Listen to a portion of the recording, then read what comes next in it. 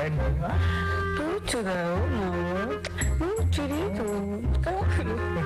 Lucu keren, betul-betul anak kayak gini. Mas, tuh sendirian, kan nggak mungkin ya.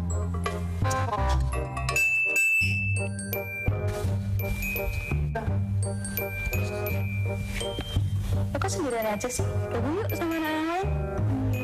Malu, di sini aja. Oh gitu, ayo gabung sama lain. Oke.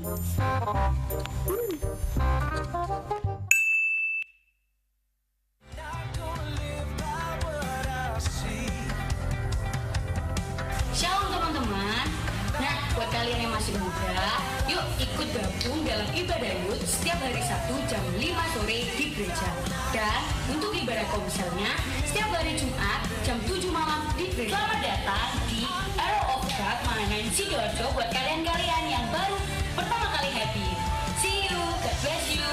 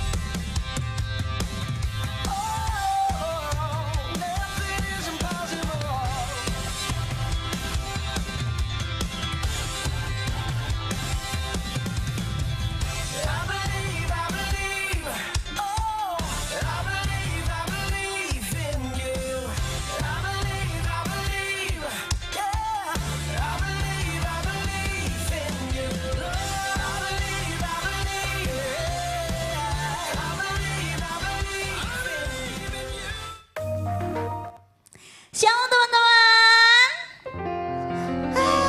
Ini ibadah apa ini? Apakah ini ibadah lansia? Shalom teman-teman.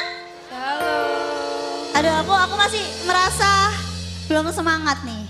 Kalau belum semangat coba bangkit berdiri. Bangkit berdiri semuanya. Aku merasa masih shalom. Aku nggak tahu nih. Habis pulang sekolah mungkin atau mungkin bangun tidur masih belum fit gitu ya. Coba sekarang pijet teman kanan kirinya dulu. Dipijetin dulu. Biar semangat sambil dibisiin. Ayo kalau puji nama Tuhan itu jangan lemes-lemes gitu loh. Ini buat Tuhan atau buat manusia sih? Buat siapa ini? Kalian memuji nama Tuhan untuk siapa? Untuk manusia atau untuk Tuhan? Untuk Tuhan, amin. Yang untuk Tuhan angkat tanganmu teman-teman. Haleluya. Mari kita sama-sama memuji dan meninggikan nama Tuhan. Kasih tepuk tangan yang meriah untuk Yesus.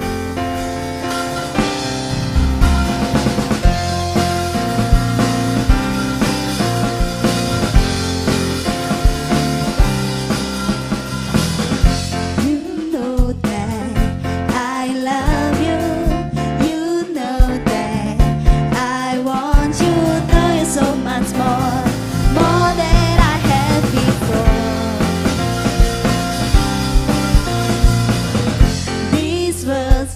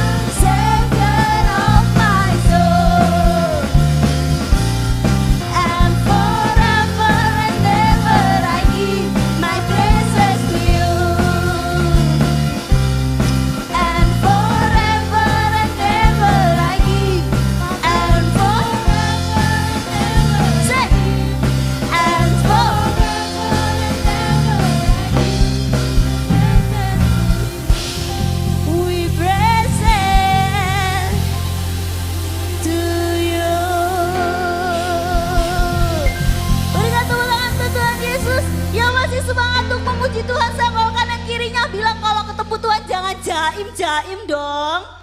Ayo yang masih jaim-jaim itu kelihatan loh. Mau ketemu siapa sih? Mau ketemu Tuhan atau ketemu yang lain ini?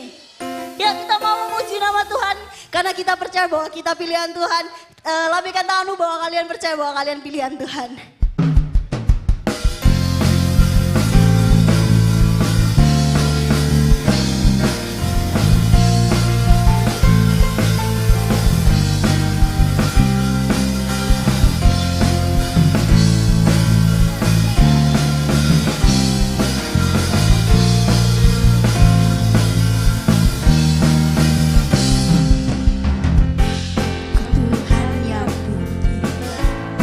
Turunkan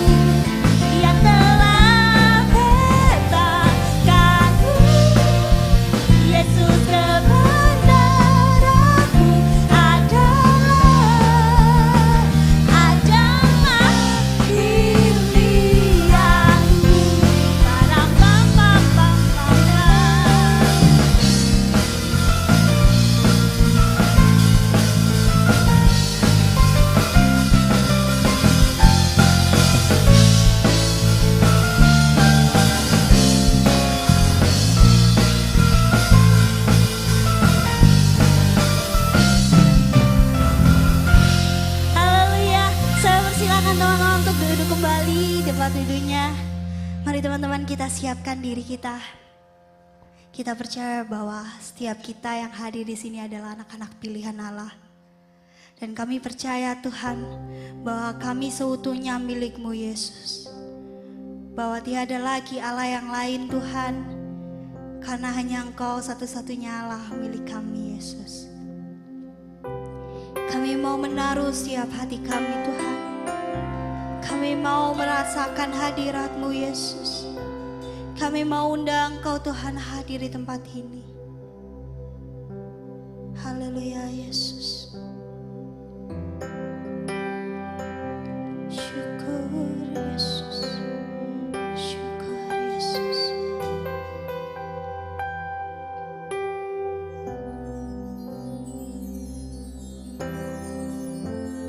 Dalam kesesakanku Kau beri kedamaian-Mu. Dalam keraguan ku temukan wajah-Mu.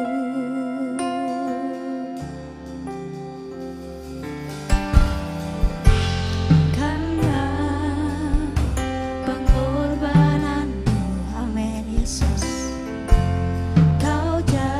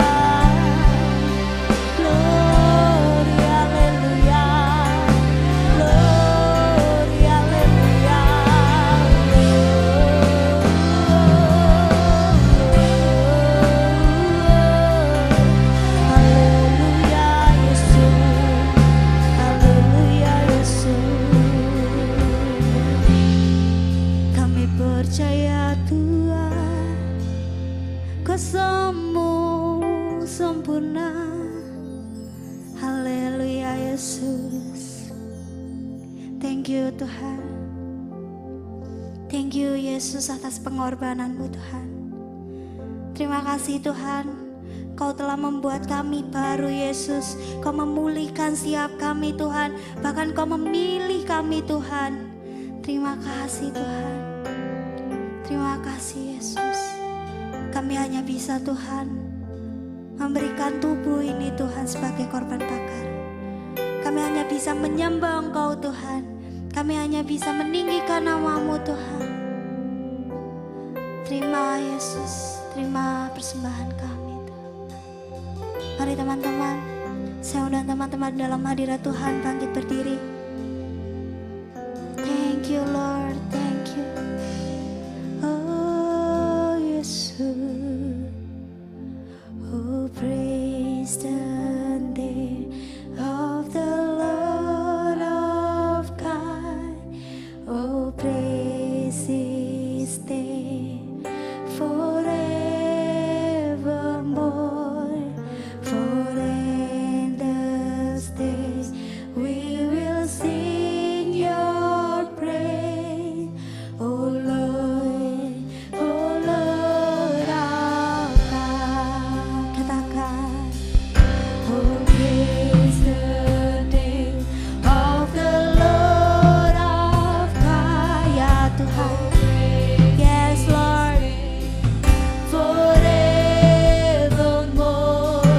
For endless days we will sing your praise, oh Lord our God. Oh praise the name of the Lord our God. Oh praise His name forevermore. For endless days we will sing your praise, oh Lord our God. Mari teman-teman, sama-sama katakan, oh praise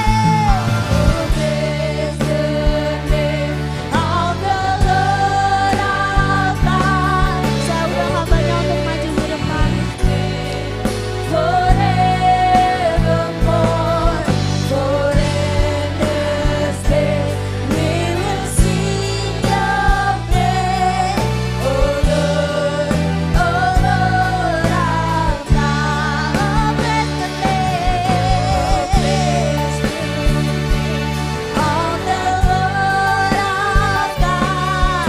Oh praise His name forevermore. For endless days we will sing your praise, oh Lord our God. Oh Lord our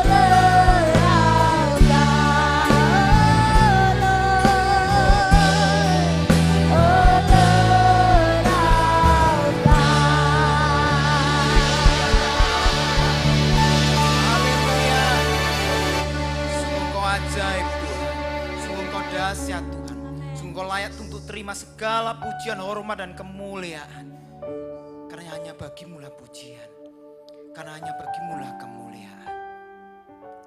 Terima kasih Tuhan, terima kasih buat kesempatan yang indah bagi setiap kami anak-anak muda untuk hadir di tempat ini, bersama-sama berkumpul memuji dan memuliakan nama-Mu. Terima kasih Allahku, terima kasih Bapakku. Dan tiba saatnya Tuhan, saat ini kami rindu untuk mendengarkan isi hati-Mu. Mari Tuhan, sampaikan kebenaran firman-Mu atas setiap kami di tempat ini. Dan bila kebenaran firman-Mu itu mengubahkan kehidupan kami, sehingga hidup kami menjadi berkat dimanapun kami berada. Terima kasih Tuhan, terima kasih. Kami serahkan segala kemuliaan hanya bagi Engkau Tuhan. Di dalam nama Yesus, yuk sama-sama katakan, amin. Shalom saudara. Waduh lah kok lemes. Ini kan anak muda gitu kan, harusnya kan semangat. Ayo sekali lagi, shalom. Nah gitu dong, ya yang semangat, ya kan. Anak muda itu semangat, anak muda itu nggak lemes, nggak loyo gitu ya. Apa belum makan ya? Oke, luar biasa. Allah kita itu luar biasa, Allah kita itu dahsyat. Amin. Siapa percaya Allah kita luar biasa dan dahsyat? Angkat tanganmu. Iya. Karena Allah kita dahsyat, karena Allah kita hebat, maka kita sebagai anak-anak juga harus dahsyat, benar enggak? Oh, bapak kita dahsyat kok. Masa anaknya letoy? Masa anaknya nggak bisa apa-apa, gitu kan? Harus dahsyat juga. Ya, harus luar biasa. Harus menunjukkan pada dunia bahwa kalian adalah anak-anak yang luar biasa. Extraordinary. Berbeda dengan yang lain. Ya. Harus tunjukkanlah, kalau enggak apa bedanya? Terus apa tujuan kalian ngikut Tuhan kalau sama? Ya kan? Aku agama ini gitu kan. Kamu percaya Yesus enggak? Iya, aku percaya Yesus. Terus bedamu sama aku apa? Ya cuma beda ini aja gitu kan. Cuma beda kalau kamu ke sana, kalau aku ke gereja misalnya kayak gitu. Enggak seperti itu, Saudara. Enggak seperti itu ya. Jadi ada sesuatu yang harus kalian tunjukkan bahwa kalian ini anak-anak Tuhan yang dahsyat. Amin. Ya, oke, saya minta slide-nya. Ya. Oke, semoga bisa cepet ya. Oke. Extraordinary generation. Ya, atau generasi yang luar biasa, generasi yang ekstra dibandingkan dengan yang lainnya. Loh, apa yang membuat saya ekstra? Apa yang membuat saya lebih daripada yang lainnya? Itu nanti akan kalian pelajari, gitu ya. Apa saja sih? Kalian coba syukur loh ya. Generasi kalian itu generasi yang luar biasa, gitu ya. Mau apa ada, gitu kan? Kalau zamannya saya dulu, wah, kita ini harus apa ya? Place more effort, gitu ya. Jadi harus ada sebuah usaha yang lebih untuk mencapai sesuatu. Kalian enggak serba mudah saat ini. Dengan hadirnya teknologi, wah, itu bantu banget. Bantu banget.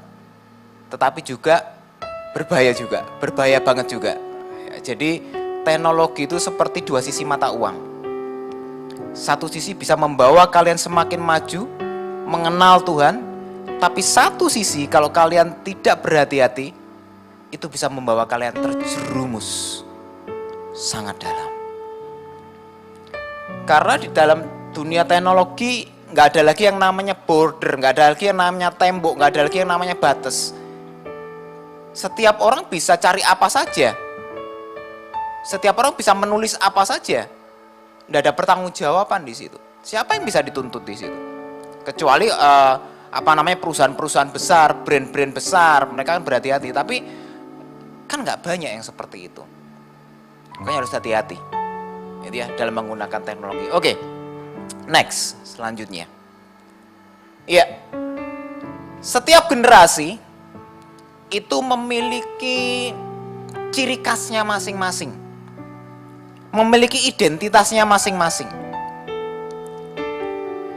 Ya, memiliki tantangannya masing-masing, memiliki keuntungannya masing-masing. Ya, seperti saya bilang tadi, zaman saya dulu, dia juga zamannya Om Hendri juga, gitu kan.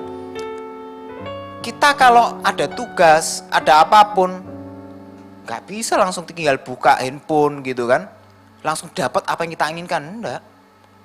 Kita harus cari buku, cari sumber-sumber. Kalau sekarang kan gampang gitu ya, tinggal tanya aja, buku ini langsung dapat. Kalau dulu enggak, kita harus ke perpustakaan, gitu ya, harus lari cari-cari buku. Apalagi kalau bukunya terbatas, waduh, harus nunggu siapa dulu yang pinjem dan lain sebagainya. Tetapi itu membuat generasi kami, gitu ya, enggak pantang menyerah, berusaha dan berusaha. Itu ada benefitnya, ada challenge-nya. Generasi kalian juga sama. Benefitnya apa? Teknologi membuat kalian sangat mudah cari sumber nggak usah ke perpustakaan, bener nggak? Ya, dosen kalian minta apa, guru kalian minta apa, tinggal cari, gitu ya. Apalagi sekarang perpustakaan nggak harus berbentuk fisik, gitu ya. Perpustakaan digital ada sudah. Kalian tinggal apply di situ, kalian tinggal masukkan data kalian di situ, kalian menjadi member di situ, kalian bisa buka banyak hal di situ. Ada software-software juga yang memuat banyak sekali buku. Zaman saya dulu ya, zaman saya sekolah dulu, gitu kan. Kalau kita pengen belajar sesuatu, kita harus koleksi banyak buku tuh. Bayangin, katakanlah satu buku tebelnya segini nih, gitu ya, 2 atau 3 senti nih. Nah kalau 10 buku, seberapa banyak itu? Berat banget tuh di tas. Sekarang hanya menggunakan handphone kalian saja, dengan adanya e-book, electronic book. Wah, handphone kalian itu bisa memuat ratusan bahkan ribuan buku hanya dalam satu genggaman. Enak nggak? Enak banget. Ya, itu challenging dan benefit setiap generasi. Oke, next, selanjutnya. Nah, ini. Kira-kira kalian ini pada generasi yang mana sih? Terlihat nggak ya di situ ya? Jadi setiap generasi itu ada identitasnya, ada namanya. Gitu ya. Generasi sekitar tahun 81 sampai 96 itu disebut sebagai generasi milenial. Sebelumnya disebut sebagai generasi X. Kalian mungkin rata-rata di ini ya, 97 ke atas gitu kan, 2000 sekian gitu ya. Sehingga kalian tuh masuk ke dalam generasi Z dan generasi Alpha. Itu kalian. Ya, Z dan Alpha. Kalian itu adalah generasi digital native. Ya. Zaman kalian ada telepon umum? Telepon pakai koin masih ada? Yang pakai harus putar-putar gini, nggak pakai pencet? Wah, nggak ada om gitu ya. Mungkin ada, lihat di museum mungkin gitu ya. Tapi sudah nggak digunakan. Handphone dulu ada tombolnya, sekarang layar, gitu kan? Ya. Zaman dulu orang tertawa sendiri dianggap gila. Zaman sekarang semua sudah tahu orang ini lagi bercanda dengan temannya di online. Ada cirinya masing-masing. Ya. Oke, next. Selanjutnya. Nah, ini. Generasi kalian juga memiliki tantangan yang harus kalian hadapi. Gitu ya. Apa di situ? Ya cukup banyak juga. Gitu ya. Ada bullying, ada depresi di situ. Ada sosial media issue di situ, gitu kan. Academic problem ya. Setiap generasi adalah masalah ini. Gitu ya. Oke, selanjutnya. Nah, om akan masuk mulai di sini. Setiap generasi hidup tidak bisa lepas daripada namanya teknologi. Generasi kalian apalagi. Gitu ya. Ada sisi positif, ada sisi negatifnya. Apa sisi positifnya menguntungkan buat kalian? Banyak pekerjaan, banyak tugas yang harusnya diselesaikan dalam waktu yang lama bisa kalian selesaikan dengan waktu yang cepat, lebih singkat. Komunikasi jadi lebih mudah, gitu ya.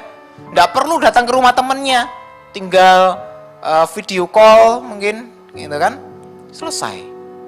Kalau zaman dulu kerja kelompok harus datang, sekarang enggak, meet, ya online meet, gitu kan, bisa share di situ. Tugasnya apa masing-masing bisa sekarang segala sesuatu.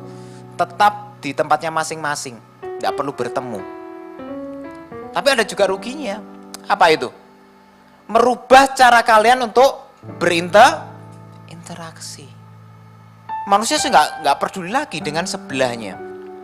Ya kalau kalian di mall sekarang atau di sekolah duduk bareng sebelah temennya, kadang-kadang bukan teman yang di sebelahnya diajak ngobrol, tapi yang di handphone, bener enggak? Secara sosial sudah berbeda. Ada tantangannya. Oke, kita akan masuk di dalam sisi positifnya dulu yuk. Next. Nah, pernah lihat gambar ini? Atau foto ini? Keren loh ini fotonya, bagus sekali. Ya, hasil daripada Boris L. Katzen, gitu ya. Dia adalah orang Jerman, ya, yang memenangkan sebuah kontes internasional, yaitu Sony World Photography Award, ya, tahun ini 2023. Bagus enggak? Bagus, ya. Judulnya adalah Pseudonesia, The Electrician, ya. Itu judulnya. Tetapi begitu dia mau dikasih anugerahnya, ditolak. Loh, aneh ya. Orang biasanya kalau lomba yang dicari apa? Penghargaan, bener enggak? Jadi juara. Ini enggak. Dia ikut lomba, begitu dia menang, ditolak. Wah, ini main-main orang ini, gitu ya. Wah, ini kurang ajar. Banyak orang yang pingin sukses kok, banyak orang yang pingin berlomba-lomba menunjukkan karyanya, tapi si Boris ini, gitu ya, hendak malah dikasih menang, dia nolak. Tapi bukan tanpa alasan dia nolak itu. Kenapa?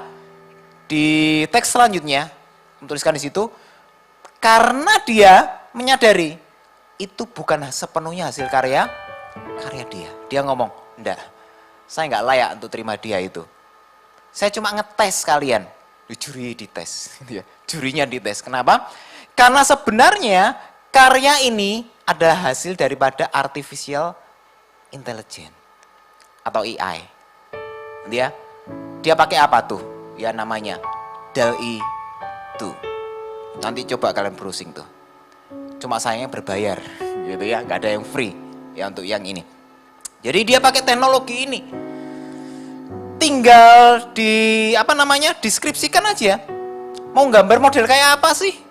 Tinggal diketik di situ. Ngeri nggak teknologi sekarang? Orang tinggal bayangin aja, pinginnya seperti ini, suasana seperti ini, matanya model seperti ini, rambutnya model kayak seperti ini. Jadi loh, backgroundnya seperti ini, itu kan? Fotonya modelnya seperti ini tahun sekian, itu kan? Jadi dan menang. Ngeri banget gitu ya. Ngeri banget. Sampai jurinya itu terheran-heran. Wih, banyak yang belum siap dengan teknologi yang sekarang ini. Tapi di satu sisi, banyak orang yang berlomba-lomba untuk bisa menyempurnakan teknologi yang satu ini. Oke, slide selanjutnya. Nah, ya. Kurang lebih ini. Kalian beberapa pasti tahu, atau mungkin sebagian besar, gitu ya.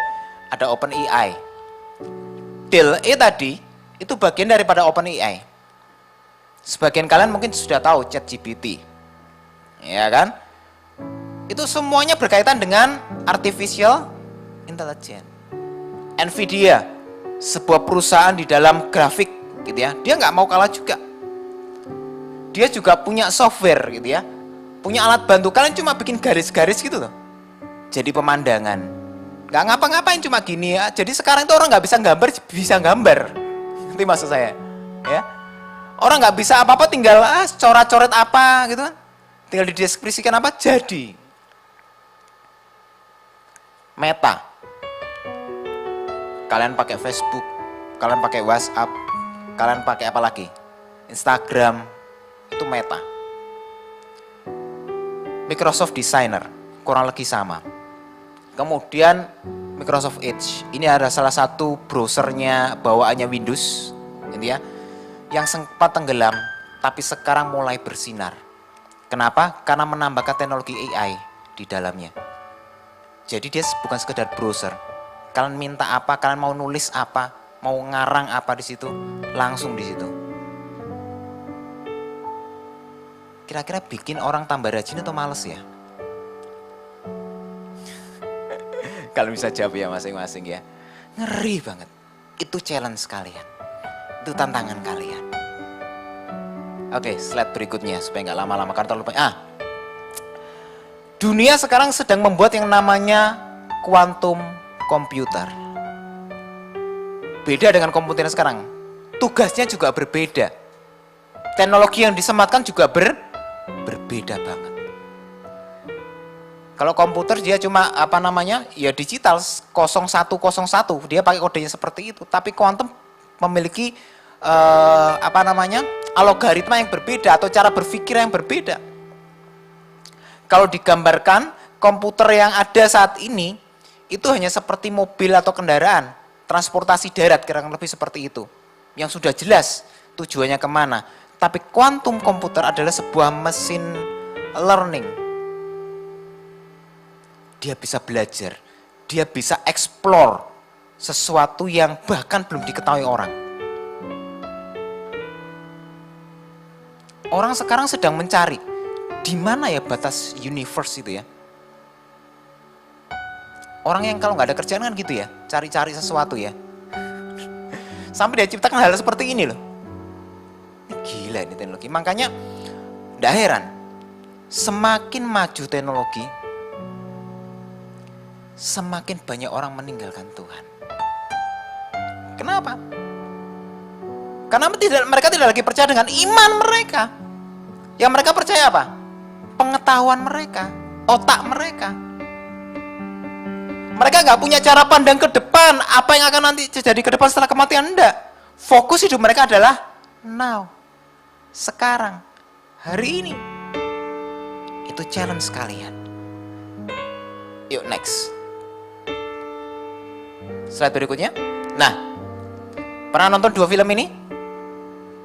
Satunya adalah Free Guy, satunya adalah Ready Player One. Wih, keren 2 film ini. Om juga pernah nonton. Dan Om geleng-geleng kepala. Ngeri. Ini menunjukkan apa? Dunia meta, gitu ya. Metaverse. Kalau yang Free Guy itu, dia ini sebenarnya bukan manusia, gitu ya. Dia ini sebuah karakter. Yang satunya itu dia main, gitu ya. Makanya nggak heran kalau tadi kamu lihat di situ ya ada logo Meta. Logo Meta logo apa sih? Infinity, ya. Infinity itu apa? Tidak terbatas. Manusia akan eksplor sedemikian rupa pengetahuannya sampai batasan yang tidak terbatas. Coba bayangin. Ego manusia sebagian besarnya. Kuantum komputer tadi itu dibuat oleh yang membuatnya tuh ini loh. Untuk mewujudkan dunia meta ini di dalam dunia nyata. Artinya gini, tidak ada lagi batasan antara dunia meta dengan dunia nyata. Itu yang sedang ingin diwujudkan oleh orang-orang ini. Realitas meta itu akan semakin dibuat semakin mirip dengan kondisi yang ada. Sehingga dia nggak sadar lagi. Pernah lihat film Matrix? Wah, Om itu tahun berapa filmnya Om ya? Tahun 2000 sekian awal itu ya. Itu ngeri banget itu. Ya, jadi dia pakai mesin gitu kan, di dalam tubuhnya chips gitu ya. Sampai dia nggak sadar tuh.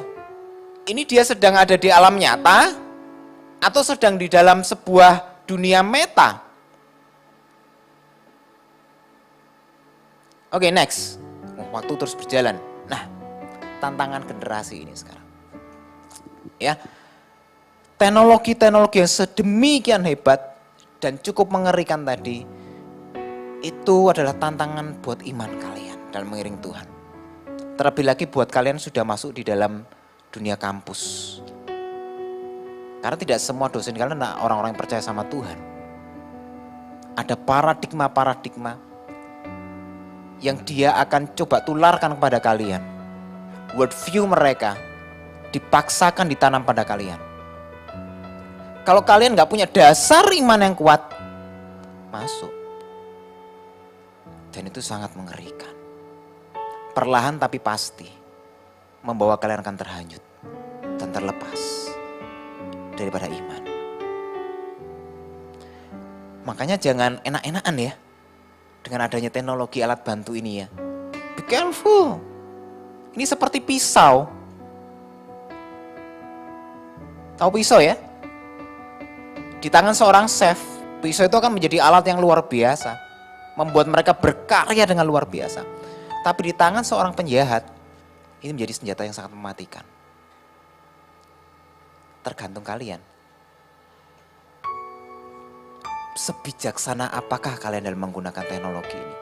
It's just tool. Ini sebuah alat. Itu harus kalian pahami. Jangan sampai hidup kalian dikontrol oleh teknologi. Karena sebenarnya itu yang sedang dibawa oleh teknologi. Coba.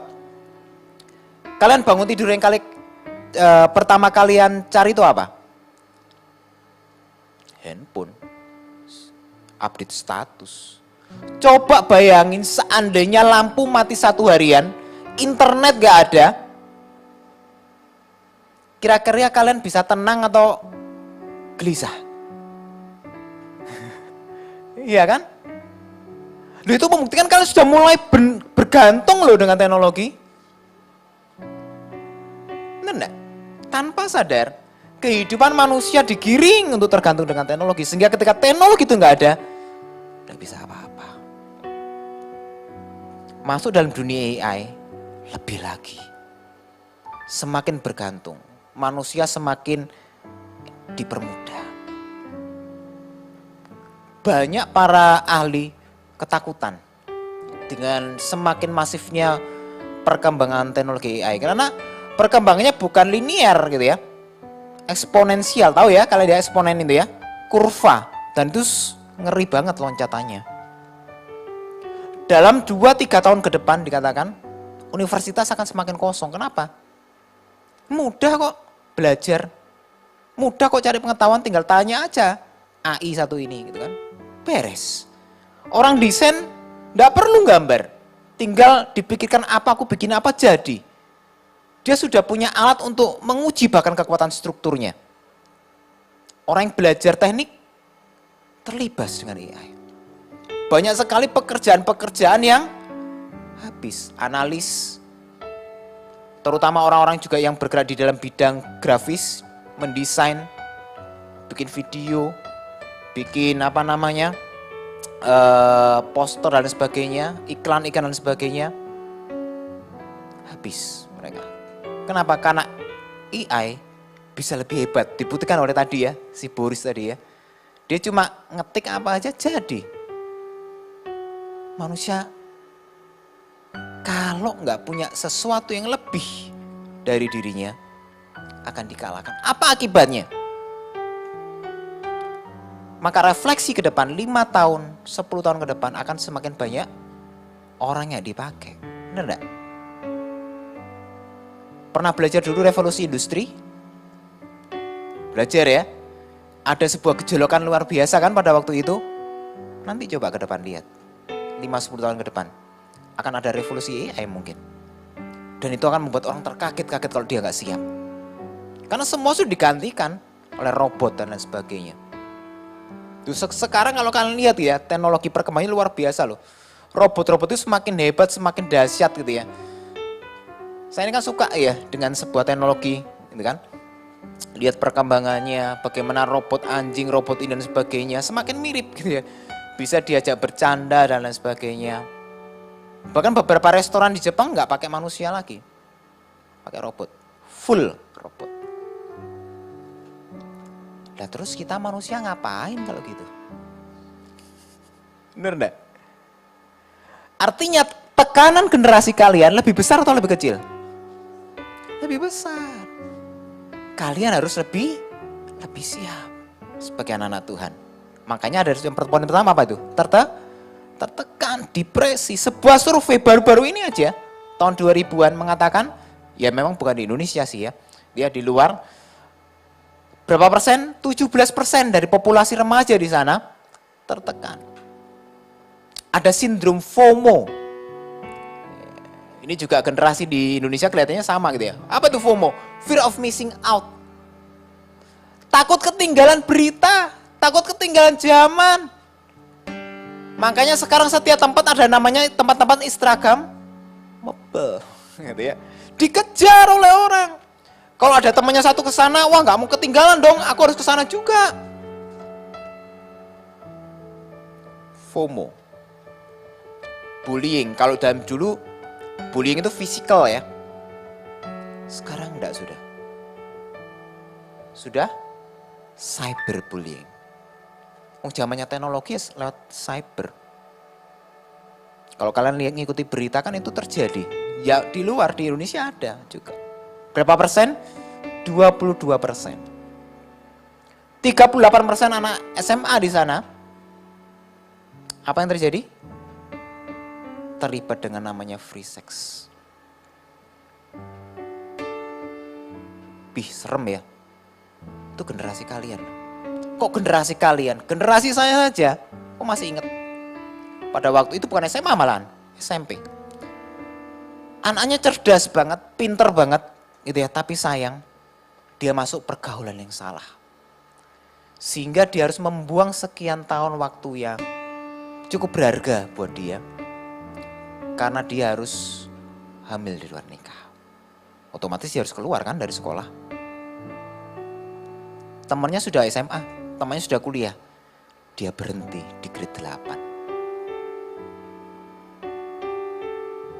Bayar harga yang sangat mahal.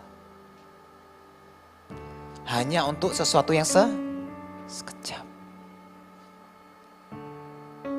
Hati-hati dalam bergaul. Next. Ya.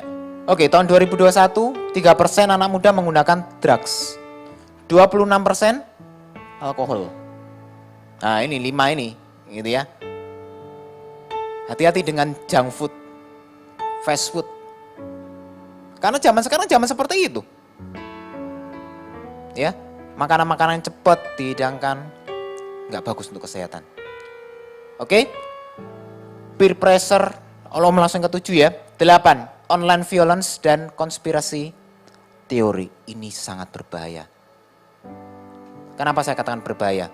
Online violence, kejahatan-kejahatan online. Kalian main game yang cowok-cowok, GTA. Itu tentang apa sih?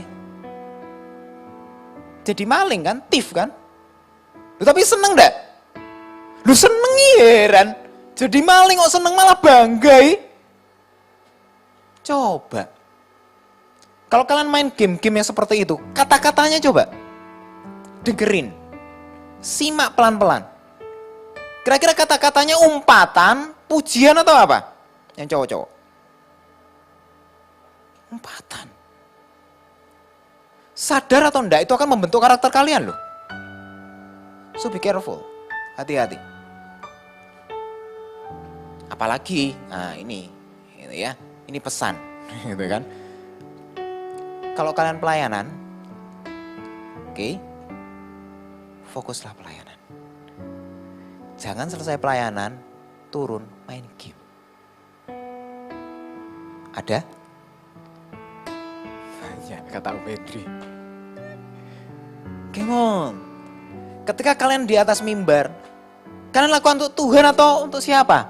Seperti kata Wilnya tadi, Deborah. Untuk Tuhan kan? Masa di sini haleluya, di sana halelupa? Di sini memuliakan nama Tuhan, di sana main GTA? Come on. Tahu ya? Hati-hati. Kemudian konspirasi teori. Wih, ini ngeri nih.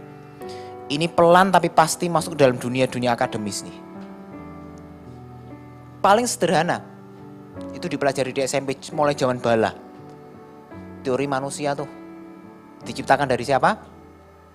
Menurut dia kera. Itu baru satu. Dan kalau kalian ikuti perkembangan teori konspirasi semakin gila gitu ya.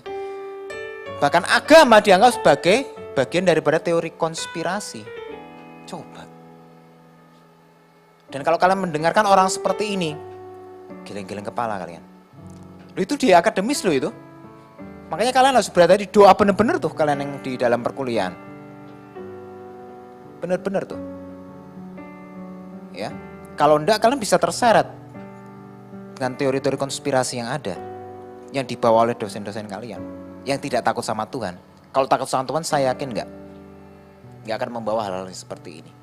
Dan itu akan merusak keimanan seseorang. Oke, masuk. Next. So what to do? Apa yang harus saya lakukan sebagai anak Tuhan? Dengan seambrek tantangan. Sepertinya saya ini menghadapi sebuah tantangan yang ngeri ya. facing the giant ya, menghadapi sebuah raksasa yang kok rasanya nggak mungkin untuk dikalahkan dengan kekuatan kita sebagai manusia, benar enggak? Dengan apa yang Om jabarkan tadi. Oke, next, slide berikutnya. Ya. Ini yang pertama, masih belum masuk dalam firman Tuhan. Ya, maksimalkan segala potensi yang ada dalam hidup kalian. Be kreatif, be produktif. Have a planning in your life. Miliki planning, miliki rencana dalam hidup. Benefit, count, hitung setiap benefitnya itu apa. Aku lakukan ini berfungsi enggak? Aku lakukan ini berguna enggak? Untungnya apa? Buat masa depanku, buat kehidupanku, buat Tuhan, menyenangkan hati Tuhan enggak? Ketika lakukan ini. Collaboration. Manusia adalah makhluk sosial. Tidak bisa hidup sendiri. Harus berkolaborasi. Share, teamwork. Bangun itu. Terus pacu diri kalian. Keluarkan setiap potensi kalian, latih diri kalian. Saya sampai saat ini terus explore apa yang saya bisa. Karena ketertarikan saya dalam teknologi, saya terus gali itu. Terus gali itu, apa yang saya bisa kerjakan, saya kejar itu. Kalian harus lebih lagi. Ya. Karena dunia di depan kalian dan dunia menuntut sebuah kreativitas yang luar biasa. Oke, sekarang kita masuk dalam firman Tuhan. Yuk, next. Nah, ini dia. Yosua 1 ayat 8 sampai 9. Mau baca ya? Janganlah engkau memperkatakan kitab Taurat ini, tetapi renungkanlah itu siang dan malam, supaya engkau bertindak dengan hati-hati, sesuai dengan segala yang tertulis di dalamnya, sebab dengan demikian perjalananmu akan berhasil dan engkau akan beruntung. Bukankah telah kuperintahkan kepadamu? Coba. Tuhan yang perintahkan. Kuatkan dan teguhkanlah hatimu. Jangan kecut dan tawar hati. Sebab Tuhan Allahmu menyertai engkau kemanapun engkau pergi. Dunia bukanlah milik seorang pengecut. Dunia bukan milik pecundang. Dan kita anak-anak Tuhan bukan pengecut. Amin. Kita anak-anak Tuhan bukan pecundang. Kita bukan anak-anak gampang. Kita adalah anak-anak yang dididik oleh Tuhan.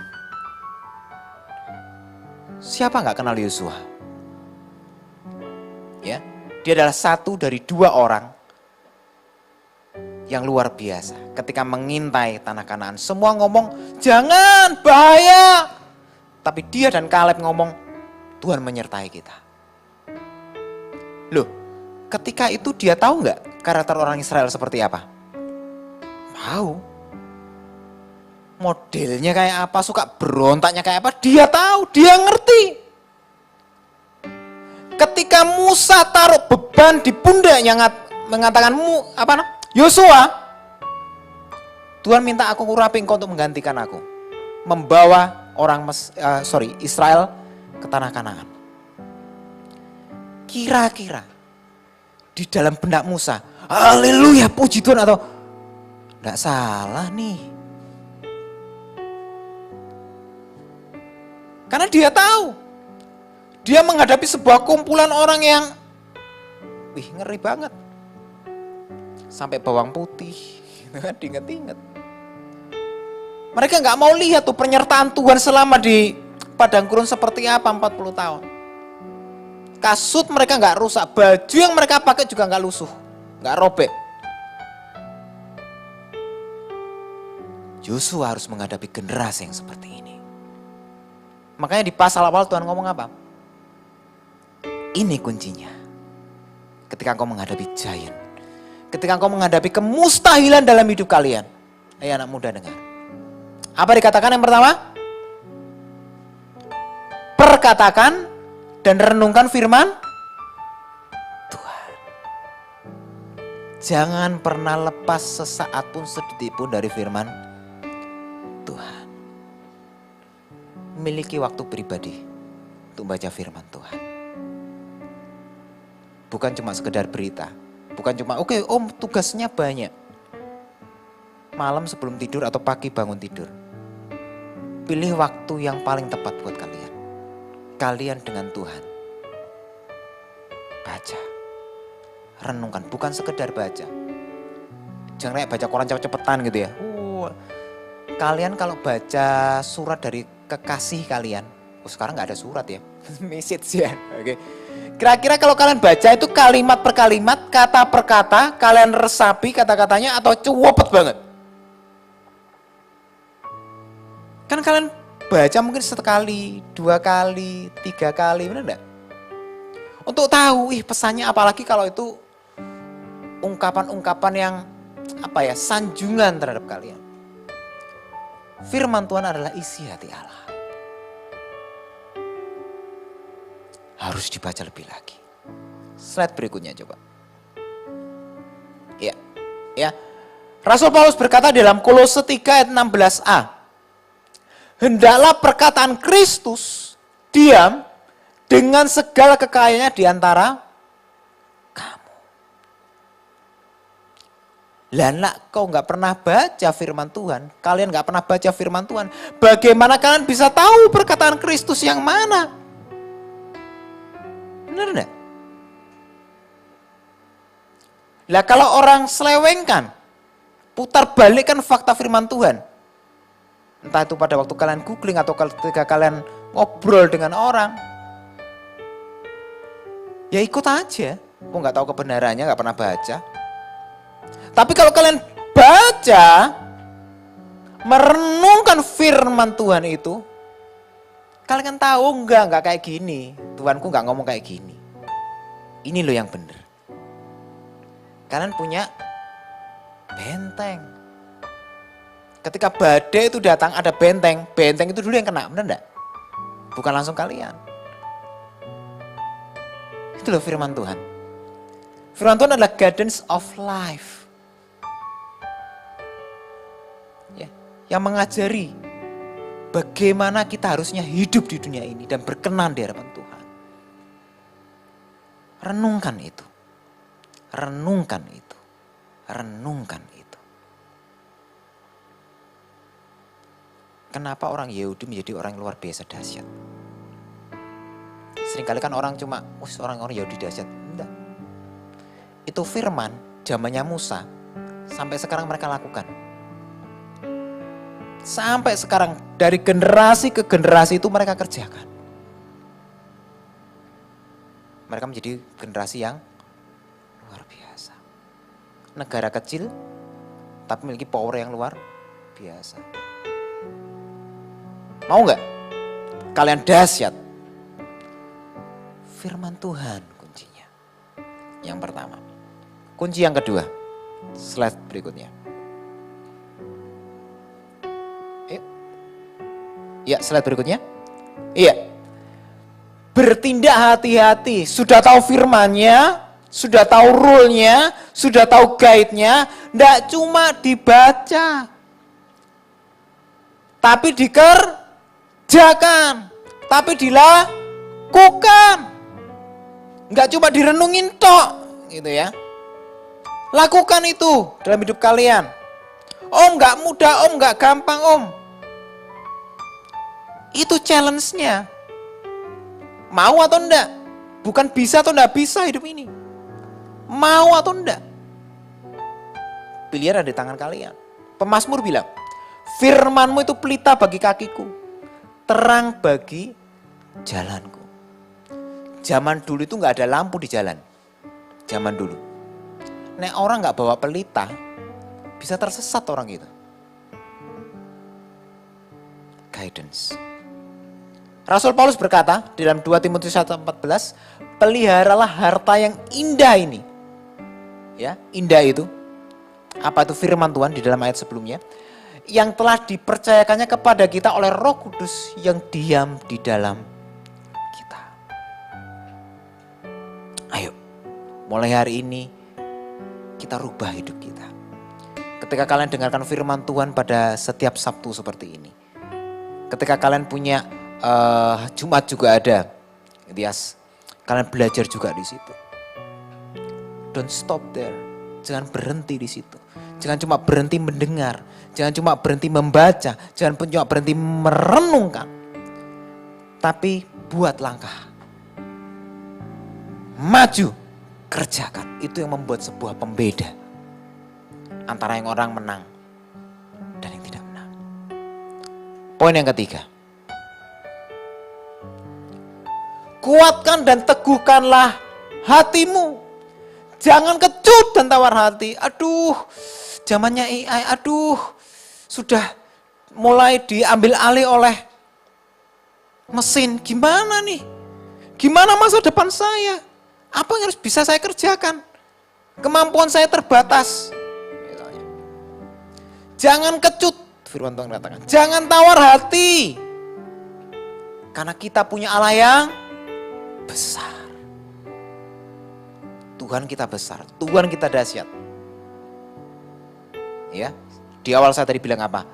Bapa kita adalah Bapa yang luar biasa. Maka kita sebagai anak-anaknya juga pasti luar biasa. Cuma mau melekat sama Tuhan enggak? Ya. Matius 14 ayat 27. Tuhan Yesus berkata, tetapi segera Yesus berkata kepada mereka, tenanglah, aku ini, jangan takut. Tahu latar belakang peristiwanya ini? Ketika mereka sedang di tengah danau. Tuhan Yesus gak bersama dengan mereka. Wah, mereka bimbang, mereka takut. Kemudian mereka melihat sosok gitu kan, di atas air berjalan. Wah, coba kalian tiba-tiba, gitu ya. Di sini misalnya gitu ya, lampu mati. Tiba-tiba kalian lihat sosok putih di depan sana. Menyala. Dua, pertama kali di hati kalian apa kira-kira? Ayo.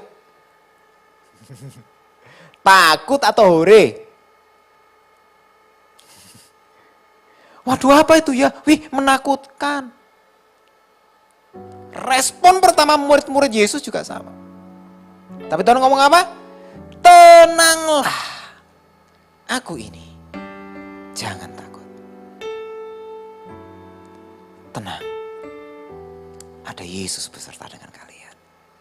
Tidak usah bimbang, kerjakan saja bagian kalian. Belajar dengan baik. Lakukan semaksimal kalian, gali potensi kalian. Seperti tadi ya, yang pertama ya. Apapun yang harus kalian kerjakan, kerjakan itu. Bersama Tuhan kalian bisa. Tidak ada yang mustahil. Amin.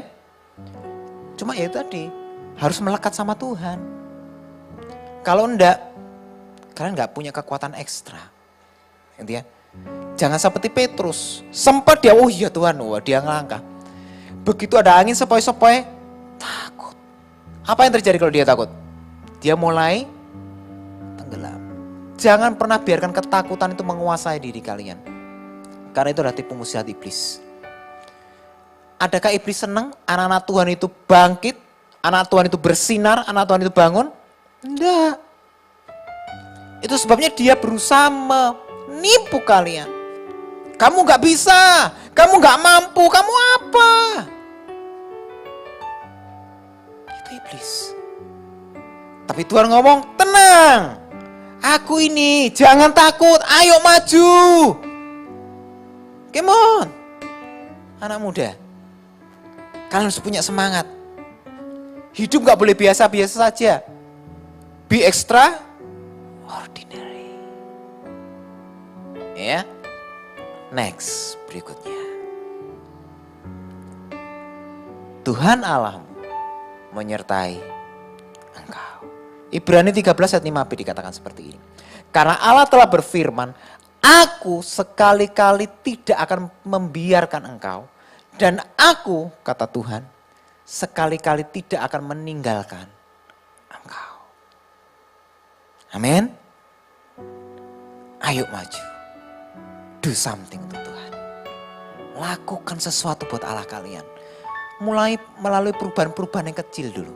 Jangan berharap sebuah perubahan yang besar. Karena sebuah perubahan yang besar dimulai dari perubahan yang kecil. Tahu? kenapa sebuah bendungan itu tiba-tiba jebol? Tahu bendungan ya, bendungan air itu loh. Hanya dimulai dari retakan yang kecil.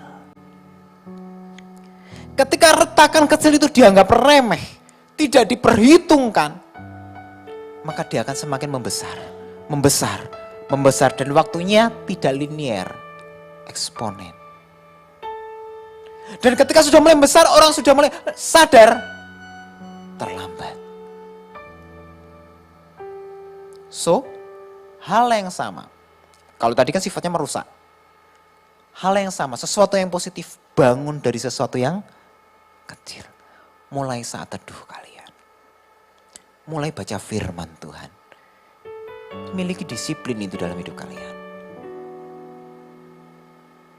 1 pasal, 2 pasal. Tuhan gak nuntut kalian tuh langsung 5 pasal, 10 pasal, enggak. Bukan seberapa banyak yang kalian baca. Tapi apakah kalian punya kerinduan untuk mendengar firman Tuhan, membaca firman Tuhan dalam hidup kalian?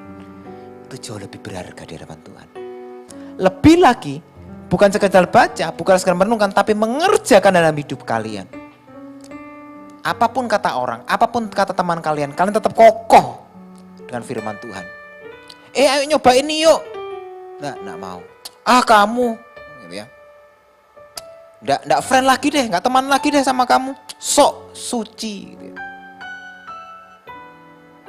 Emang gue pikirin. Harus punya berani ngambil keputusan. Hidup kalian itu bukan loncat langsung ke depan sana. Misalnya, saya mau ke belakang, mau ke tangga situ. Apa ya, saya bisa loncat ke situ? Kan enggak.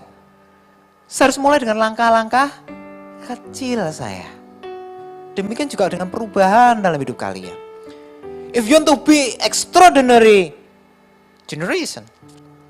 Kalau kalian mau menjadi generasi yang extraordinary, mulai dari langkah-langkah sederhana.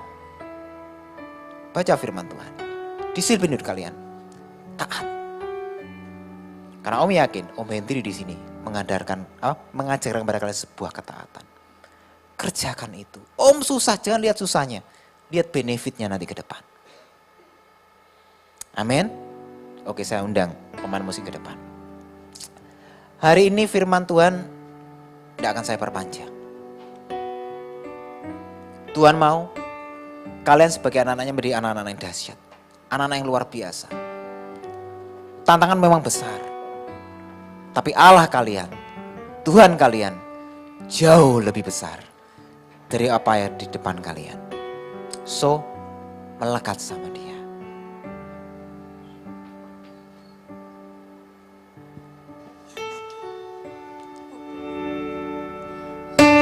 Bawa berdiri semua, pakai berdiri semua yuk.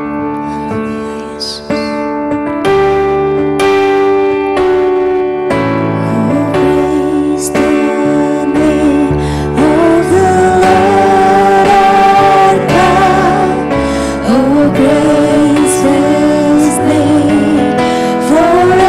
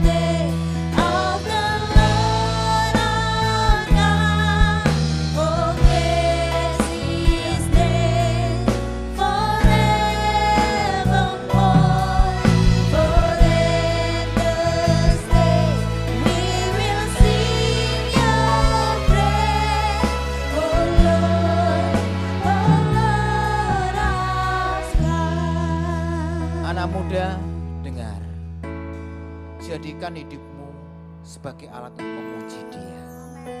Jadikan hidupmu sebagai alat untuk memuliakan Dia. Sembah Dia bukan hanya dengan mulutmu. Sembah Dia bukan hanya dengan lidah bibirmu. Tapi dengan hidup. Roma berkata, persembahkanlah tubuh sebagai persembahan yang hidup dan yang berkenan kepada Allah. Karena itu adalah ibadahmu yang sejati. Do it.